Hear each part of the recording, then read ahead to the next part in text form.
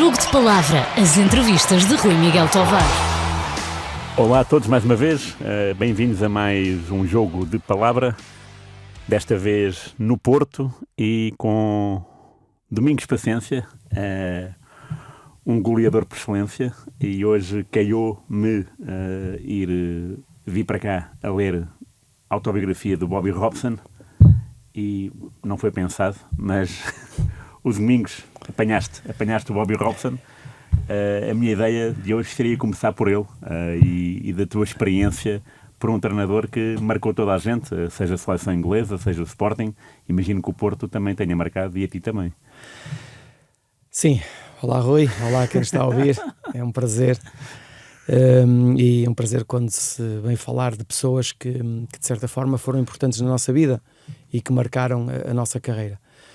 Falar de Bobby Robson é falar de um treinador que marcou uma geração, que marcou o futebol internacional, e não só o Porto, como a seleção de Inglaterra, como o próprio Barcelona, Newcastle, portanto, equipas por onde ele passou e realmente deixou a sua marca.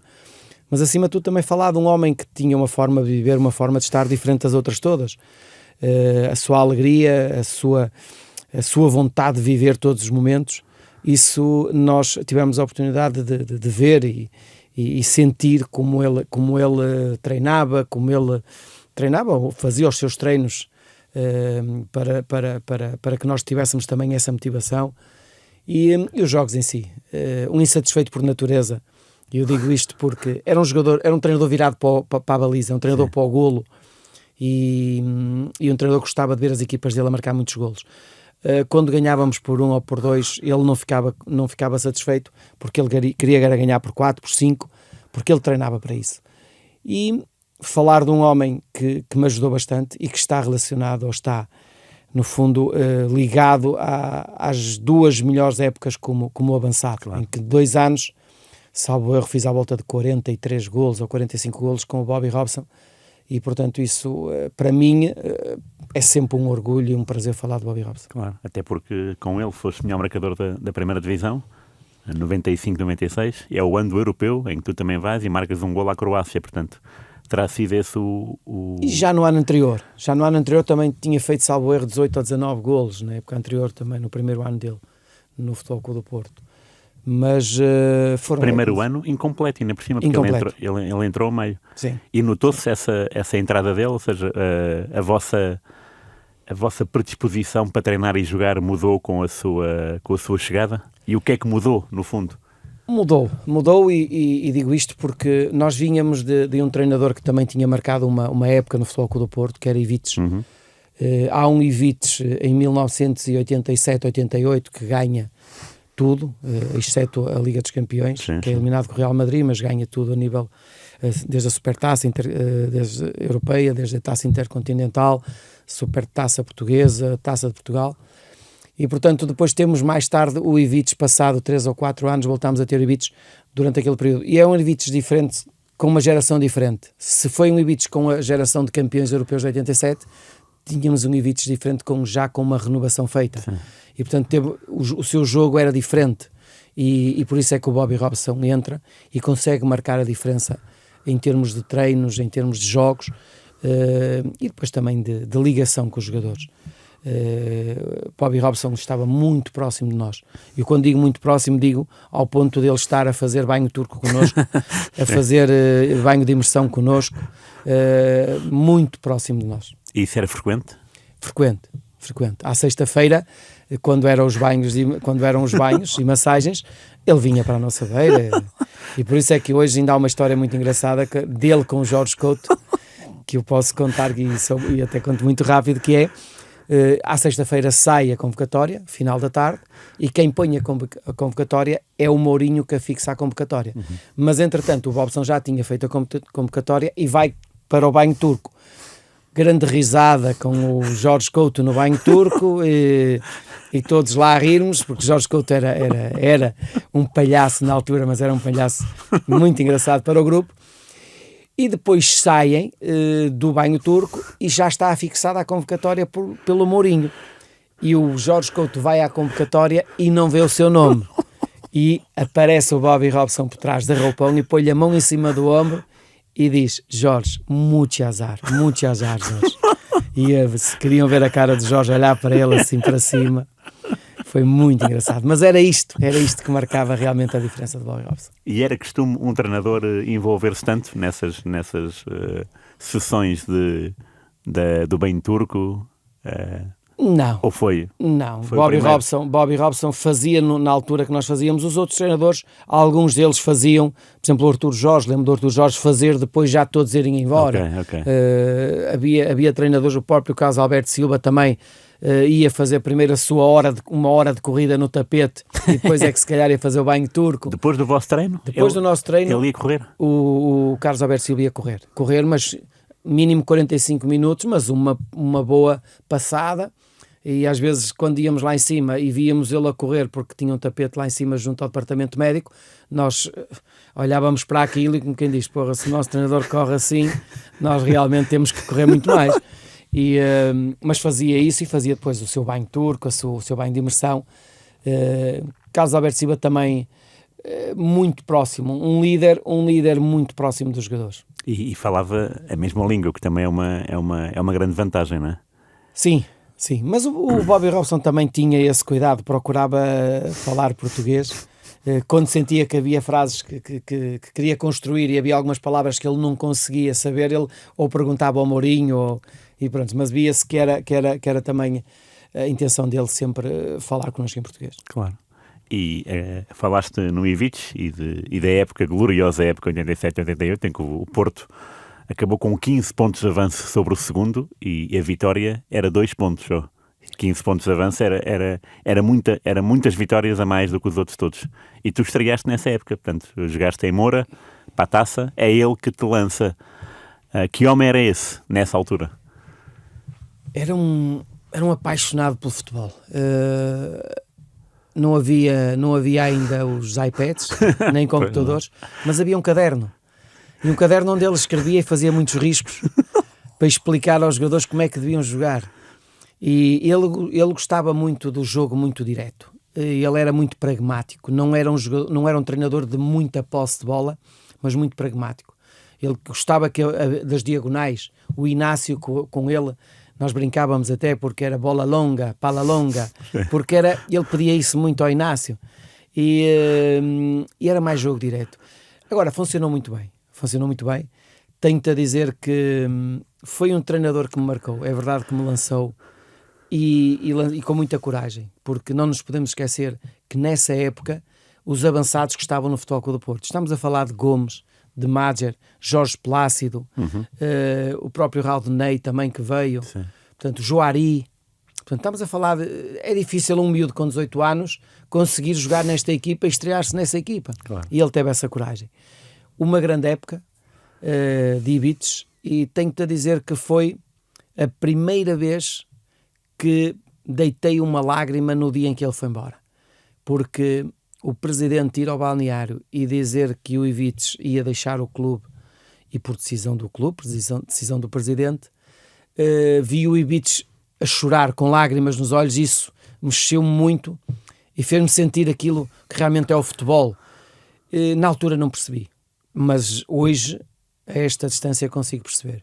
Depois dele ter ganho o que ganhou, acho que não havia mais nada a fazer no clube, e nisso o Pinto da Costa há que lhe dar um mérito, que quando se ganha uma Liga dos Campeões ou uma Liga Europa, há que renovar um plantel, há que renovar uma equipa, há que renovar o próprio treinador, porque a ambição tem que continuar e não se pode competir com créditos, e acho que nisso o Pinto da Costa tem feito e tem dado resultados. Muito bem.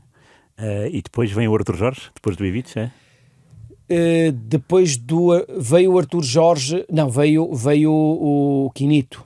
Está bem, é verdade. Temos o Quinito, é verdade, o Quinito, que fez uma grande época no Espinho. Sim. E que acaba por ainda ter nas mãos o plantel campeão europeu de 87. E foi no ano em que começa a acontecer realmente, ou que o Pinto da Costa sente que há necessidade de fazer a renovação, de mexer. E não foi uma época fácil. Acabou por ser despedido após o PSB dos 5-0. Sim. Um jogo esse que eu não estive no jogo de lá porque tive um traumatismo craniano contra o Marítimo antes, e não consegui jogar esse jogo, mas depois no jogo cá já joguei, ganhámos 2-0 ao PSV. E até marcaste um gol. E marquei um golo. E depois desse jogo é quando chegou o Arthur Jorge, e aí começa a renovação.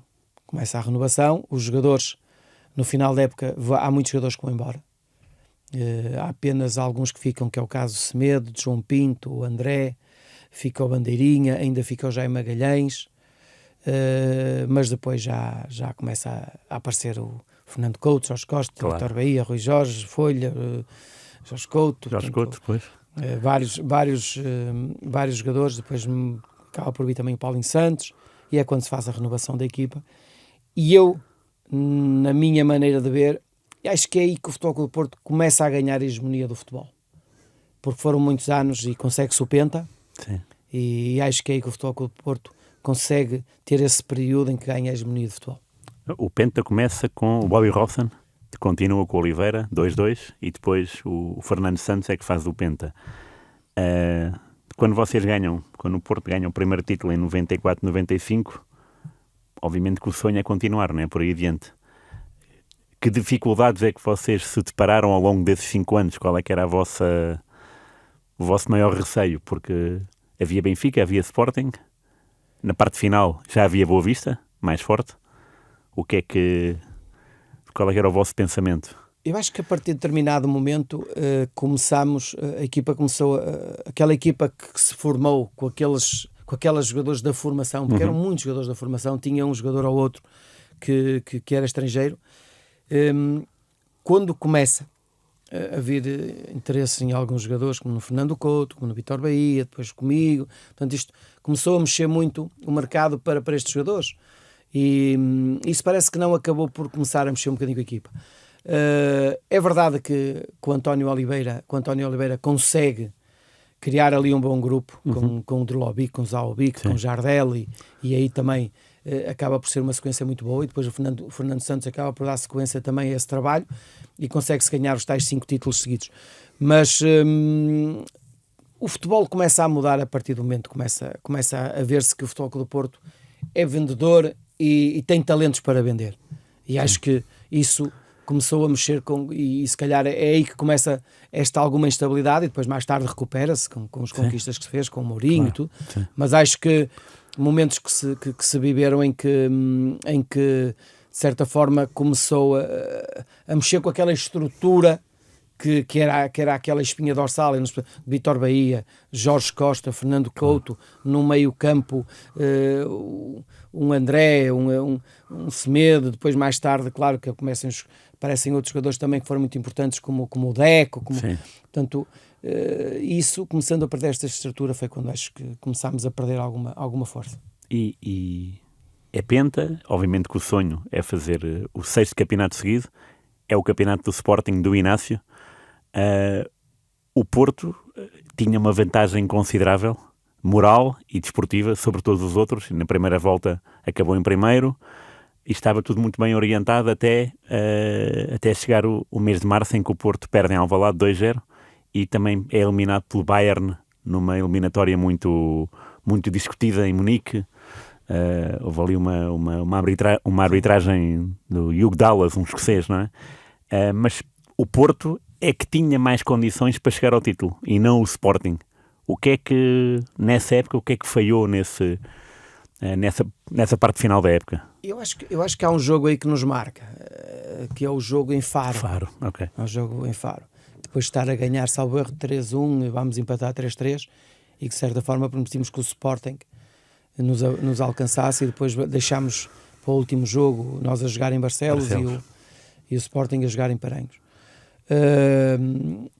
Não, eu acho que isso é evidente que para se manter nesse patamar é difícil. Mas é um campeonato mal perdido, quero dizer. É um campeonato mal perdido. Era o sexto campeonato, mas mais por aquilo que nós não fizemos. E esse jogo acaba por ficar na memória. Mas é o que eu digo, mas era uma grande equipa, onde Deco, Alenichev, só para referir a alguns jogadores tecnicamente, claro, fora do normal, mas tínhamos uma grande equipa também. Desses, e tu já mencionaste imensos jogadores tecnicistas, E também mencionaste o Madjer. Desses todos que tu apanhaste, qual aquele mais virtuoso no treino? Porque muitas vezes um jogador expressa-se melhor no treino do que no jogo, e muitas vezes vocês jogadores acompanham melhor esses jogadores do que nós adeptos, que só vemos ali durante 90 minutos. O jogador que melhor se expressou em campo, num treino, com mais frequência, quem era? O grande jogador, o artista, o número 10 da equipa, não é um jogador que treine sempre igual. Sim. Não é? Por exemplo, eu digo que o Deco era um jogador que treinava sempre igual, mas, sinceramente, eu quando elejo o melhor, para mim, o melhor jogador com quem eu joguei, o que é que eu vou buscar nele? Eu vou buscar o que é que ele faz com o pé esquerdo, o que é que ele faz com o pé direito, Sim. o que é que ele faz de cabeça, o que é que ele faz em termos de relação com a bola, o que é que ele saca de um momento para o outro, pode sacar. E nisso o que mais marcou foi o Madjer. Acho que todos, ou aqueles que jogaram com o Madjer, e ver o Madjer a jogar e a treinar era uma coisa super diferente de todos os outros. É porque na altura já fazia a vírgula, era o para-arranque. Eu lembro-me de situações que, por exemplo, um jogo na parte final, não sei se é com a Académica em casa, o jogo está empatado e o Sousa, que era um jogador exímio a bater livres, há um livre à entrada da área, e o Sousa pega na bola e diz: eu bato. E diz o Madjer: ok, tudo bem, põe lá a bola que deixa-me estar só aqui para simular que sou eu que vou bater. E o Madjer põe-se não para bater com o pé direito, mas sim para bater com o pé esquerdo.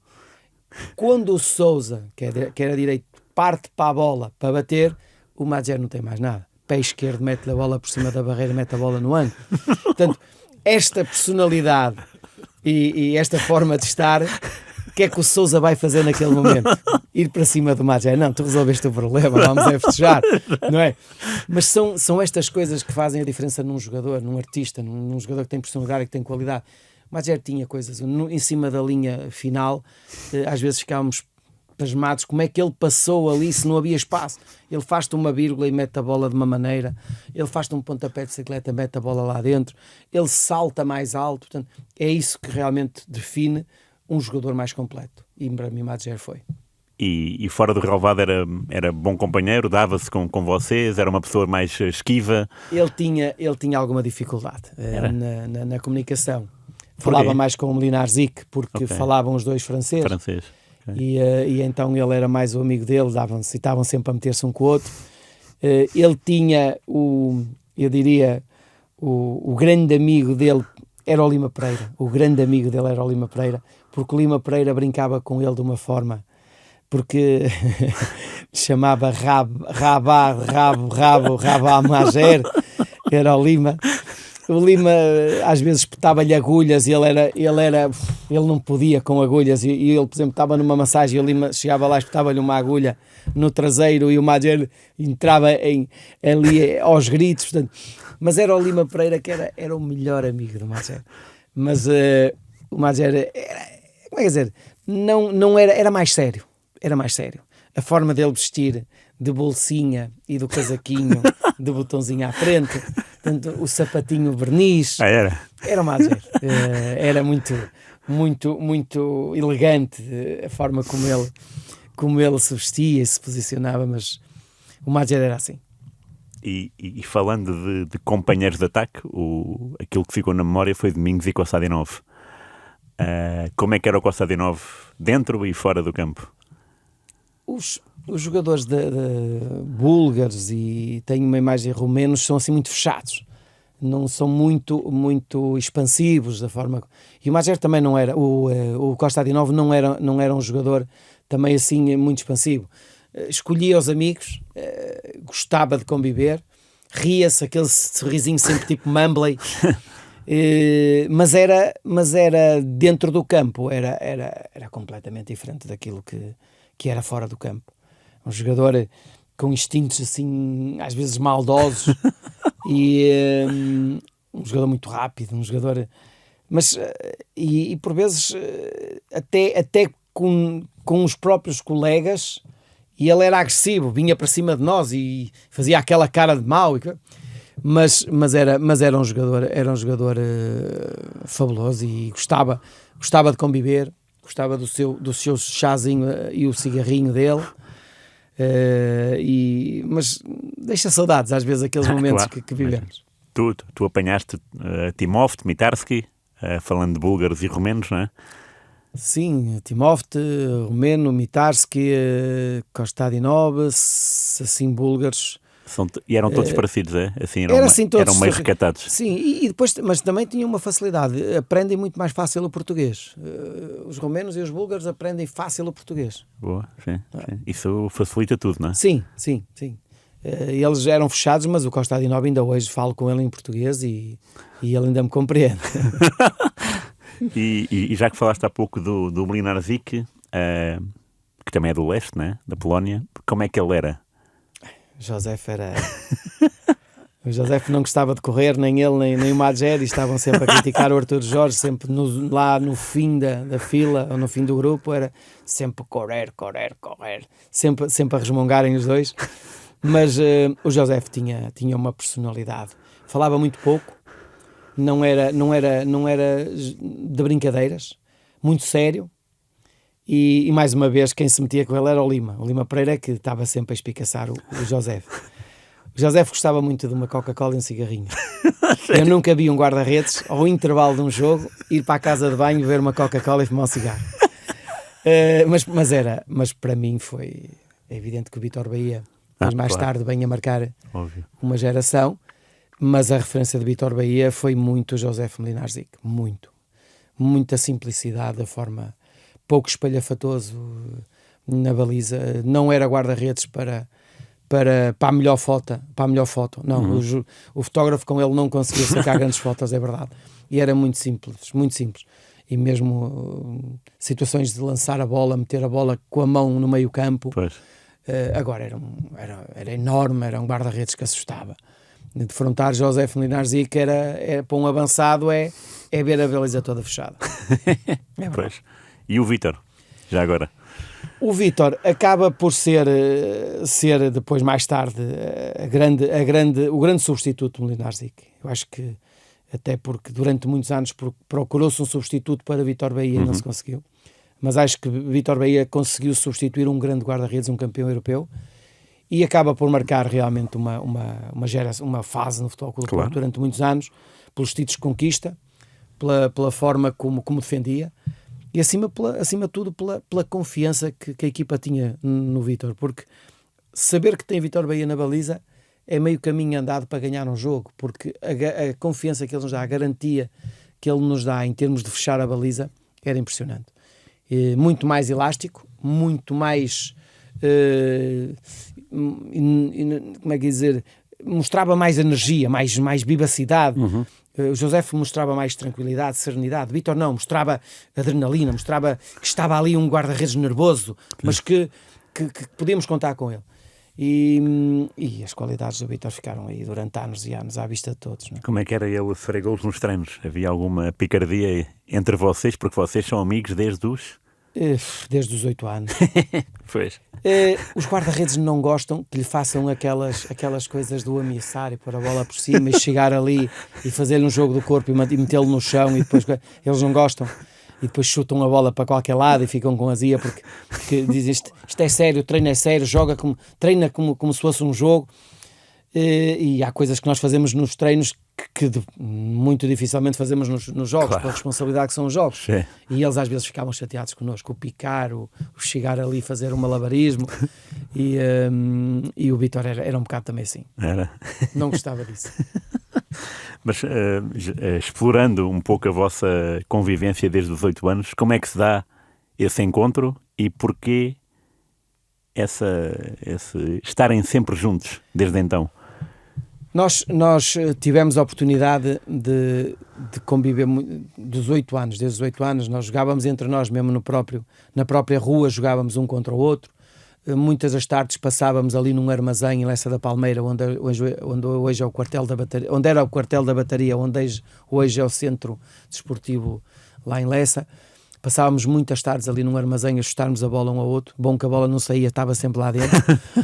Mas crescemos juntos, jogámos juntos na mesma equipa e acabou a oportunidade. Acho que a história já é muito mais, já foi várias vezes falada. Tudo acontece num torneio em que há um observador, uma pessoa que foi Jorge Vieira, mais o Bessa Menezes, juntamente com o Fernando Santos, acabámos por ir treinar ao Porto e o nosso sonho começou aí. Começou em 83, nas mãos do Costa Soares. Fizemos a trajetória sempre juntos. Eu um ano mais adiantado, porque eu sou mais velho que ele 10 meses, e na altura quem fosse... portanto, quem fizesse anos a partir do dia 1 de agosto tinha mais uma época. O Vítor faz em outubro, e portanto tinha mais um ano. E portanto seguimos sempre as mesmas pisadas, tivemos o mesmo percurso, nem sempre como titulares. Eu acho que a nossa afirmação, principalmente a minha, é no último ano de júniores. A do Vítor também acaba por ser já no juvenis, já começa a jogar. Teve ali uma sequência de guarda-redes com o Bizarro na seleção. Sim. Mas também afirma-se também tarde. Dizer-te que depois tivemos uma carreira juntos. Eu acho que ainda não havia empresários, ou se havia, eram poucos. Estamos a falar se calhar do falecido Manuel Barbosa. Sim. Em França era o Lucídio Ribeiro. Sim. Um Luciano Donofrio, e portanto eram os empresários que haviam na altura. Isto para te dizer o quê? Eu acho que eu fui empresário do Vítor e o Vítor foi o meu empresário. Eu conto isto, porquê? Porque eu quando renovava contrato, eu dizia ao Vítor quanto é que ganhava, e quando o Vítor ia renovar contrato, o Vítor usava isso como argumento para renovar o seu contrato. E portanto ele procurava melhorar o dele, ele renovava por mais e melhor, eu a seguir ia lá, já tinha os números do Vítor. Portanto, eu acho que houve um empresário entre nós, entre mim e o Vítor. No fundo foi sempre o contrato que ele fazia. Sim. E isso também nos ajudou aos dois, e pronto, e mais tarde, claro, já noutra fase da carreira, o Vítor já depois foi para o Barcelona, eu fui para o Tenerife no ano a seguir, e depois voltámos outra vez ao Futebol Clube do Porto. Mas foi uma carreira, sim, foi uma carreira feita apoiada um no outro, e ele ganhou mais do que eu, ganhou títulos, porque jogou até mais tarde também. Mas foi uma carreira, foram duas carreiras que se conseguiram, que se tornaram realidade, dois sonhos que se tornaram realidade, quer o dele, quer o meu. E foram juntos ao Europeu 96, que no fundo é o segundo europeu de sempre de Portugal, e vocês marcaram presença. Qual foi a importância desse torneio, sendo que é o teu único torneio, e o Vítor só foi depois ao Mundial 2002, portanto, para as carreiras que são, na altura Portugal não ia sempre, aliás, ia muito pouco, não é? Mas o que é que foi esse Europeu 96? Eu acho que o Europeu 96 foi o princípio da mudança na seleção. Mas na seleção federação ou seleção? Seleção e federação. Ok. Eu digo isto porque antes quem ia ver um jogo da seleção chegava ao ponto os adeptos levarem camisolas dos próprios clubes. Sim. Coisa que hoje nisso não se vê. E isso, o de 96 acaba por ter, porque são passados 30 anos que voltámos à Inglaterra, nem mais. E isso ajudou a criar uma admiração e a seguir a seleção de outra forma. E nós tínhamos duas boas gerações ali misturadas. A minha, com a de João Pinto, com o Oceano, com o Vítor Paneira, com a geração de Rui Costa, Figo, Paulo Sousa.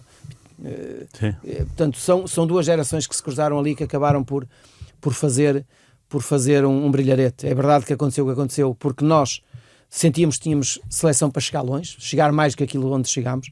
Acabámos de ter aquela infelicidade com aquele grande golo do Poboski, mas foi, eu acho que aí acontece a mudança. O próprio António Oliveira, da forma como o fez. É verdade que Scolari mandou pôr as bandeiras nas janelas. Sim. António Oliveira obrigou-nos, não diria obrigou-nos, mas quase que a beijar a bandeira portuguesa. Sim. Era um orgulho para nós. Também é um sinal de respeito, um sinal de orgulho pelo país que representamos.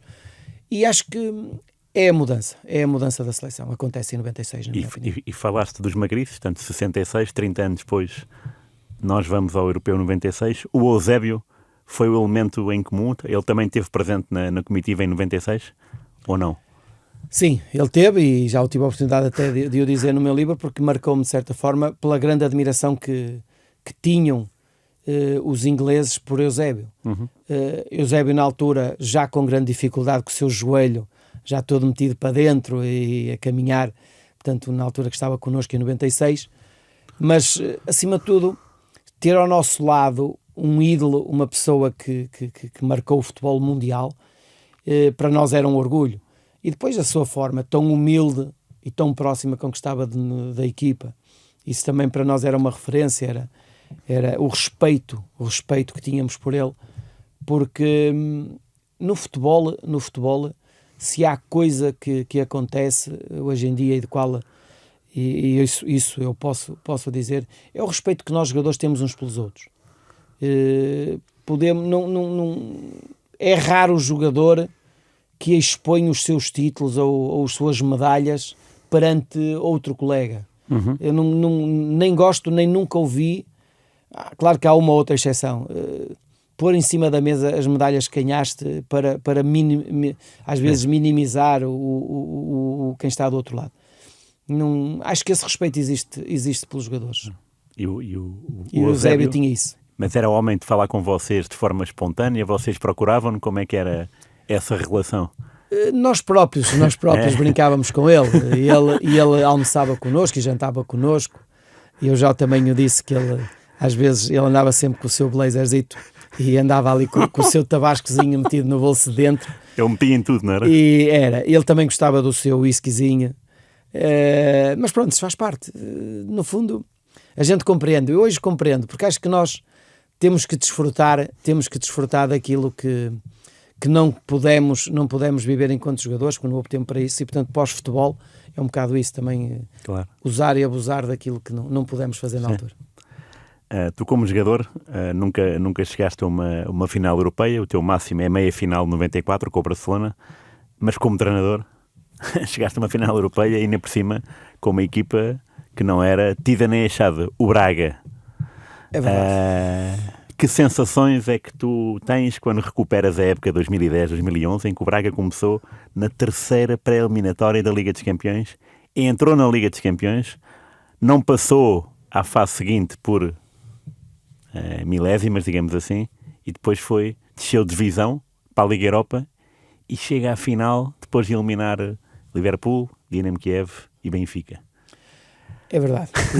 Ironia do destino, e se há coisa que eu me sinto de certa forma frustrado ou triste porque não tenho isso na minha carreira, é ter ganho uma competição europeia. Estive muito próximo, estive numa meia final contra o Barcelona, estive nos quartos de final das taças contra uma Sampdoria, andámos sempre ali, e depois de muitos anos a jogar a Liga de Campeões, porque felizmente sendo campeão em Portugal permitia-me entrar na Liga dos Campeões, e eu fui 7 vezes campeão em Portugal, portanto isso deu 7 presenças, claro, praticamente na Liga dos Campeões, mas não queria realmente uma competição na minha carreira como jogador.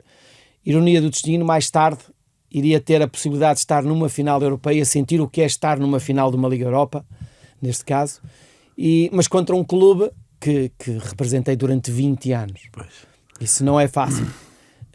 Agora, o que é que mexe aqui? Mexe que tu, quando trabalhas com um grupo extraordinário, que tens uma estrutura, um clube que sente que está a crescer e cada vez crescia mais, que é o caso do Sporting Clube de Braga, tu tens que fazer tudo para ganhar. E eu queria ganhar. É evidente que era o meu clube do coração, mas eu queria ganhar, por tudo. Por ser a minha primeira, por querer levar este clube a fazer história, porque o Porto ganhar já tinha ganho. O Braga ganhar seria história, uma coisa única no futebol, um clube como o Braga poder ganhar uma competição europeia. E fizemos, e não haja dúvida que fizemos tudo para que isso acontecesse. É verdade que foi uma época desgastante, foram 19 jogos internacionais, quer Liga dos Campeões, quer em Liga Europa, começar na terceira pré-eliminatória e acabar na final da Liga Europa. Experiência muito boa, em termos de como treinador ter que jogar ao sábado ou ao domingo e jogar à quarta-feira, ou jogar à quinta-feira, Isso para mim também me deu uma experiência em questão de gestão de treinos, claro. Em questão como é que se deve organizar as semanas, e foi uma experiência única que até hoje é verdade que marca a minha carreira. Acho que foi o ponto, não tenho a certeza que foi o ponto mais alto da minha carreira, e depois disso há outras histórias, é evidente, para contar de outros clubes que também me deixam muito orgulhoso por os ter treinado, mas o Braga foi uma exceção. Nessa época, o início do Braga na Liga dos Campeões não é famoso, é em Londres, não é? Sim, perdemos 5 ou 6-0 com o Arsenal. Como é que foi a relação com o Arsène Wenger? Porque sei que em Inglaterra a cultura dos treinadores é diferente. Há aquela terceira parte, ou isso é só na Premier League? Ou tu chegaste a conviver com o Wenger nesse jogo? Não, porque é difícil. Nós para o Arsenal, na cabeça do Wenger e dos jogadores do Arsenal, o que é o Braga? Um Braga, com todo o respeito, eles olham para um Braga assim, ok, fez segundo, uma coisa na história nunca conseguiu, e vamos defrontar um Braga, não é? É uma abordagem, se calhar, muito mais, apesar de se tratar de uma Liga dos Campeões, mas é uma abordagem muito mais autoritária, mais confiante. Sim. Por parte dos jogadores do Arsenal. Esse jogo fica marcado, e eu digo isto porque depois, mais tarde, quando passado uma semana ou 2 semanas, porque nós antes jogámos com o Passos Ferreira e depois jogámos com o Arsenal, e aconteceram coisas estranhas que eu não tive conhecimento dentro do grupo, e isso de certa forma deixou-me mais triste, porque a partir desse momento houve jogadores que ficaram riscados no plantel por uma situação que aconteceu na altura de um envolvimento ali de vários jogadores, em que eu só vinha saber mais tarde, quando estavam a acontecer coisas que psicologicamente estavam a afetar alguns jogadores, concretamente o guarda-redes e mais 2 ou 3 jogadores, e isso parece que não mexeu com o grupo. E quando tu sentes que, como é que ninguém é capaz de me contar o que é que aconteceu? Porque a abordagem ao jogo é diferente, não é? Mas o que é que foi já agora? Aquilo foi ali uma situação de um desentendimento do Elton com o Filipe, com os jogadores que tínhamos lá na altura. Depois envolveu mais outros jogadores que as famílias vieram a saber que havia ali uns imbróglios e tal, e resumindo aquilo, coisas de normais numa equipa de futebol, mas que passou-me ao lado, e às vezes as coisas acontecem e nós não sabemos, os treinadores, mas pronto, e por isso é que o resultado também de certa forma se justifica aquilo que aconteceu. Mas depois a equipa conseguiu dar a volta e conseguiu. E ganhou 2-0 o Arsenal em casa. Depois 2-0 em casa o Arsenal. Mateus, não é? 2 golos de Mateus, sim, acho eu. Sim. Lançaste um livro há pouco tempo. Quem escreveu fui eu, portanto é uma parceria. Domingos Paciência, autobiografia. Aquilo que mais mexeu comigo são as histórias, são as intra-histórias, ou seja, tudo aquilo que é golos, fintas, assistências, pontapés de bicicleta, já vem tudo ou no YouTube ou no Wikipédia, é fácil, ou de algum adepto maluco que tem um blog e escreve isso, ainda bem, que há gente assim, mas aquelas histórias mais familiares, a do Gonçalo Paciência, do problema do Gonçalo Paciência, o problema físico, e a da tua casa em Lessa da Palmeira, quando a tua família ficou refém, são aquelas situações mais fora da caixa, porque são 2 momentos dolorosos, né? Embora tenham sido ultrapassados. E eu quero falar dessa ultrapassagem, ou seja, o problema foi afastado, porque de facto também tens uma cabeça boa que te permite ver o próximo passo, tem que ser um passo para a frente e não para trás ou ficar no mesmo sítio. Sim. Eu respondo já a essas questões que me colocaste e esses obstáculos que me colocaste, porque são obstáculos na vida também que nos aparecem, mas dizer-te o seguinte, assim, o livro, e tu sabes melhor do que ninguém, porque tiveste a oportunidade de estar comigo durante um largo período e conheceste melhor a minha história de vida, e por isso é que ela hoje está aí para que o público possa ler. 2 razões com que me levou a escrever um livro, e eu já o disse, e tu sabes disso, que uma foi que durante estes anos todos, mesmo depois de ter deixado o futebol há muitos anos, são várias as pessoas que se encontram comigo e mostram um carinho muito grande, ao ponto de se lembrarem dos meus golos, dos meus festejos, que marcou a adolescência deles, E isso levou-me a que as pessoas pudessem ter algo em casa que possam dizer aos seus filhos, aos seus netos, que me viram jogar, este foi o meu ídolo, este foi o jogador que eu cresci a ver jogar, e eu festejava os golos com eles. Portanto, acho que era da minha parte, é uma responsabilidade da minha. Eu digo que isto é mesmo uma responsabilidade, deixar um documento para essas pessoas. A outra é também deixar valores, sonhos, porque não deixa de ser um sonho de criança, que, como quando eu te digo que nasci num bairro de gente pobre e que tinha o sonho de ser jogador de futebol, foi isso que me levou, portanto, a escrever o livro, é fazer ver também às crianças que é possível chegar ali, que é possível alcançar o seu sonho, mesmo nascendo em meios muito, claro. com menos condições. E depois, também dizer que há obstáculos na vida que nós temos que vencer, que nos vão aparecer e que nós temos que os vencer. Eu conto histórias, desde aquilo que aconteceu comigo enquanto jogador, que teve momentos em que me apeteceu desistir. Eu conto histórias de pessoas que interferiram na nossa vida e que apareceram, que nos assaltaram, que mudaram a nossa vida, e nós temos que dar a volta e temos que ultrapassar isso. E como é que vamos ultrapassar? Eu acho que, por isso é que eu te dizia, recorrer a um psiquiatra, a um psicólogo, ok, respeito essa profissão, mas nós, se tivermos a capacidade, nós próprios, família, resolvermos internamente, mais fortes vamos ficar, e aconteceu isso. Acho que sentimos que, principalmente entre os miúdos, os laços ficaram muito mais fortes por aquilo que eles viveram, e hoje estão muito mais unidos por isso mesmo, porque sentiram estar perante uma ameaça de morte, de pistola apontada à cabeça da mãe e deles, e isso para eles uniu-os mais. É evidente que eu não estava lá, mas imagino o que eles não devem ter passado e claro, sentido aqueles momentos, mas isso foi isso que nos fez ainda ganhar mais força. Portanto, e o livro é muito isso, é contar esses obstáculos que nós tivemos. O caso do Gonçalo, perder um campeonato da Europa, perder um campeonato do mundo numa fase sub-17 ou sub-18, sub-19, e pensar que o futebol acabou para ele, e galgar caminho, meter os pés ao caminho e procurar opiniões dos melhores para ter um parecer queríamos um parecer positivo. Claro. Se tivesse que ser negativo, no sentido de não poder jogar mais de futebol, infelizmente teria que ser, mas não desistimos. E acima de tudo, o livro explica isso. Muito daquilo que está ali é nunca desistir, acreditar que é possível e ser o mais natural. Acho que o livro, eu se ler, eu estou a olhar, tens aqui o Bobby Robson e já tive a oportunidade, é ser o mais natural e simplificar, não complicar. Porque se quisermos complicar uma leitura e pararmos várias vezes a pensar o que é que quer dizer isto, sim. Eu acho que a leitura não tem continuidade, e se calhar vamos desistir. Eu deixei vários livros a meio. Eu tenho vários livros a meio. Eu gosto de ler, e até porque às vezes temos necessidade com a idade também para não perder vocabulário. Mas há muitos livros que eu deixo a meio porque não chega a uma altura que é cansativa essa leitura. Quanto mais simplificarmos, melhor. Sim, e estavas a falar desse problema físico do Gonçalo. Houve uma pessoa que interferiu, o José Mourinho, não é? Interferiu positivamente nessa vida. Também é bom ter amigos que estejam sempre presentes e que aparecem na hora certa. Sim, não haja dúvida que quando aconteceu isso recebi várias chamadas e uma delas foi do Mourinho, e disponibilizou-se logo. Domingos, eu estou aqui em Londres, e eu disse, olha, até por acaso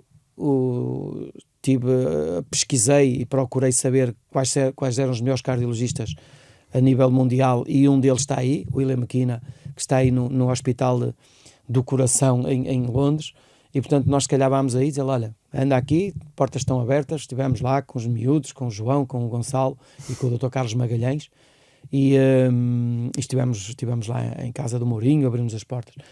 Mas é evidente que acho que eu já o disse, e as amizades têm que ser naturais, e o Mourinho, para mim foi um orgulho ele escrever o prefácio no livro. Exatamente. Porque as amizades são naturais e acontecem por muita congruência das pessoas. E o Mourinho, tive a oportunidade de conviver com ele várias vezes, e ele explica isso no livro, porque ele estava em Tenerife 15 em 15 dias também, e eu viajava de 15 em 15 dias, ele também viajava de 15 em 15 dias, porque ele seguia os adversários do Barcelona que jogavam contra nós.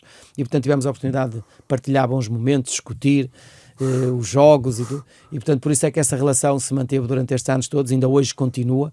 E também há momentos que nos marcam. Outro momento que ele nos marcou foi estou a sair da porta do balneário com o Nacional da Madeira, que acabo de empatar o jogo e o Benfica ganha e é campeão, e eu estava a discutir o título com o Benfica na última jornada, e a chamada que toca mal sai do balneário é José Mourinho a ligar, a dar-me um grande abraço e a dar-me os parabéns, porque aquilo que fizeste é extraordinário, o que a tua equipa fez é extraordinário. Portanto, há momentos que nos marcam e que para mim isso é muito mais importante que o futebol. Claro. Tens 3 filhos, 2 deles são futebolistas. O que é que, na tua cabeça, quando eles começam a jogar futebol, o que é que tu sentias? Tu conduziste-os para isso? Deixaste-os à sua vontade? Eu deixei-os à vontade. E quem os acompanhou nos treinos foi sempre a minha mulher. Isabel. E passou ali horas e horas no campo da Constituição, quer com um, quer com outro, que os dois fizeram a formação de Futebol do Porto. E não foi fácil para uma mãe. E por isso é que ela diz hoje que não venham rapazes. Quero só netas, porque não quero voltar ao futebol. A minha mulher quer mesmo abandonar o futebol. E até agora parece que está a bater certo. Vem 2 meninas, vamos ver quem se vem um rapaz no terceiro, que ela se calhar vai querer um rapazinho que vai ter uma experiência diferente. Mas são momentos que um pai vive diferentes. Ainda agora tive a oportunidade, só uma à parte, tive a oportunidade de assistir ao Bochum em casa com o Mainz, e num estádio à inglesa, na Alemanha, num estádio à inglesa. Engraçado. E parece que estava na missa, porque qualquer lance eles levantavam-se, eu tinha que me levantar. E aquilo, passei o jogo a levantar-me, a sentar-me, a levantar-me, a sentar, porque eles ali vivem tanto o jogo que basta um ir à linha para cruzar, basta um que se levante quase para festejar o golo, levanta-se a bancada toda. Eu tinha que me levantar. Mas digo-te que vivo diferente hoje. Acho que já não, às vezes nem vejo os jogos deles. E eu digo-lhes isto porque, olha, não vi só a primeira parte e a segunda já não vi, porque acho que o sofrimento é muito maior. Eles já estão lá a sofrer e que eu sei o que eles sofrem por querer ganhar, por querer que a carreira lhes corra bem, mas é um sofrimento constante enquanto eles estão a jogar. Eu lembro-me que enquanto te entrevistava para o livro, calhou a ver um jogo do Gonçalo, não sei onde é que ele estava na altura, se estava no Eintracht, e as perguntas que eu te fiz durante 1h30, tu não respondeste respondias de uma forma muito, muito aérea, não estavas a ser tu. E eu a forçar com perguntas. Olha lá, aqui neste jogo, Porto Estoril, jogaste tu e o Raudney. Porquê que não jogou com o Estádio Nova? E tu dizias uma coisa qualquer, mas não era, não tem nada não era aquilo que eu queria. Tu estavas mesmo focado no jogo. Lembro-me acontece isso em várias vezes. Eu, às vezes, quando estou em determinados sítios, às vezes estou com as pessoas e estou a pôr o olho no jogo e não estou nem aí, estou mais no jogo do que propriamente na conversa. Porque, como eu digo, é aquela coisa de pai, de querer que... Eu não falo às vezes, há jogos que eles fazem, eu nem comento, nem falo com eles os jogos, não falo porque eu imagino que o que eles já devem ter na cabeça deles, aquilo que aconteceu no jogo, tirando uma vez ou outra, que lhes, pronto, olha, correu bem, tiveste bem, aqui podias ter feito isto, se calhar ali aquilo e tal, comentámos, mas pronto, tento não pressionar. Acho que quanto eu mais falar com eles sobre o jogo, mais eles se vão a perceber que eu estou metido no jogo deles, e se calhar dar-lhes mais pressão. Eu prefiro, se calhar, agora com o tempo, desanuviar um bocadinho e deixar-lhes mais à vontade. Muito bem. Obrigado.